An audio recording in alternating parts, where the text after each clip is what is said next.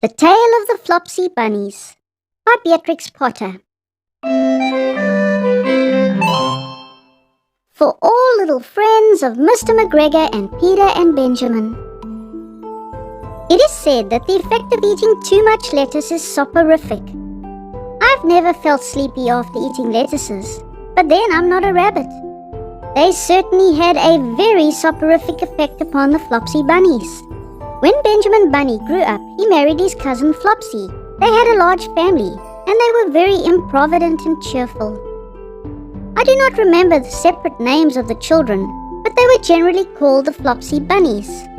As there was not always enough to eat, Benjamin used to borrow cabbages from Flopsy's brother, Peter Rabbit, who kept a nursery garden.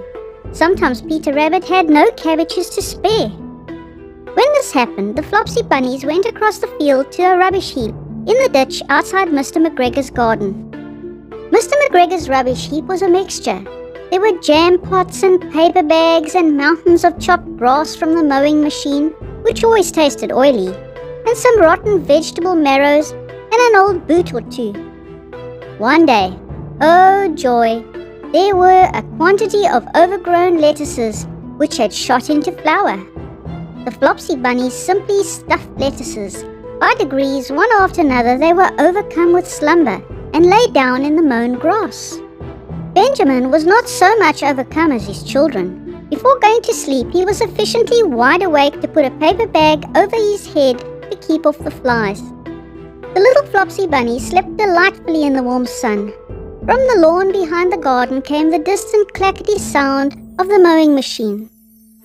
The bluebottles buzzed about the wall, and a little old mouse picked over the rubbish among the jam pots.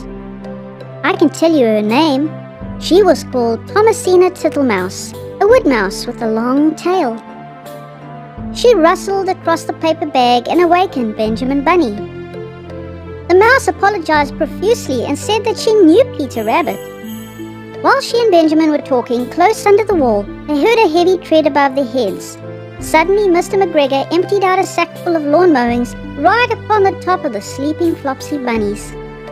Benjamin shrank down under his paper bag. The mouse hid in a jam pot. The little rabbits smiled sweetly in their sleep under the shower of grass. They did not awake because the lettuces had been so soporific. They dreamed that their mother Flopsy was tucking them up in a hay bed. Mr. McGregor looked down after emptying his sack. He saw some funny little brown tips of ears sticking up through the lawn mowings. He stared at them for some time. Presently, a fly settled on one of them, and it moved. Mr. McGregor climbed down onto the rubbish heap. 1, 2, 3, 4, 5, 6 little rabbits, said he, as he dropped them into his sack. The Flopsy Bunnies dreamt that their mother was turning them over in bed. They stirred a little in their sleep, but they did not wake up. Mr. McGregor tied up the sack and left it on the wall. He went to put away the mowing machine. While he was gone, Mrs. Flopsy Bunny, who had remained at home, came across the field. She looked suspiciously at the sack and wondered where everybody was. Then the mouse came out of her jam pot, and Benjamin took the paper bag off his head, and they told the doleful tale. Benjamin and Flopsy were in despair. They could not undo the string. But Mrs. Tittlemouse was a resourceful person. She nibbled a hole in the bottom corner of the sack. The little rabbits were pulled out and pinched to wake them. Their parents stuffed the empty sack with 3 rotten vegetable marrows, an old blacking brush, and 2 decayed turnips. Then they all hid under a bush and watched for Mr. McGregor. Mr. McGregor came back and picked up the sack and carried it off. He carried it hanging down, as if it were rather heavy. The Flopsy Bunnies followed at a safe distance. They watched him go into his house. Then they crept up to the window to listen. Mr. McGregor threw down the sack on the stone floor in a way that would have been extremely painful to the Flopsy Bunnies if they happened to have been inside it. They could hear him drag his chair on the flags and chuckle. 1, 2, 3, 4, 5, 6 little rabbits, said Mr. McGregor. What's that? What have they been spoiling now? Inquired Mrs. McGregor. 1, 2, 3, 4, 5, 6 little fat rabbits, replied Mr. McGregor, counting on his fingers. 1, 2, 3. Don't you be silly. What do you mean, you silly old man? In the sack. 1, 2, 3, 4, 5, 6, replied Mr. McGregor. The youngest Flopsy bunny got upon the windowsill. Mrs. McGregor took hold of the sack and felt it.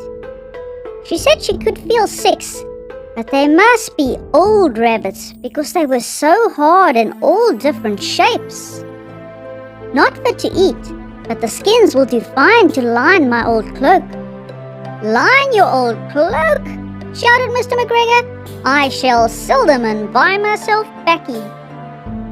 Rabbit tobacco, I shall skin them and cut off their heads. Mrs. McGregor untied the sack and put her hand inside. When she felt the vegetables, she became very, very angry. She said that Mr. McGregor had done it on purpose. And Mr. McGregor was very angry too. One of the rotten marrows came flying through the kitchen window and hit the youngest Flopsy bunny. It was rather hurt. Then Benjamin and Flopsy thought that it was time to go home. So Mr. McGregor did not get his tobacco, and Mrs. McGregor did not get her rabbit skins. But next Christmas, Thomasina Tittlemouse got a present of enough rabbit wool to make herself a cloak and a hood, and a handsome muff and a pair of warm mittens.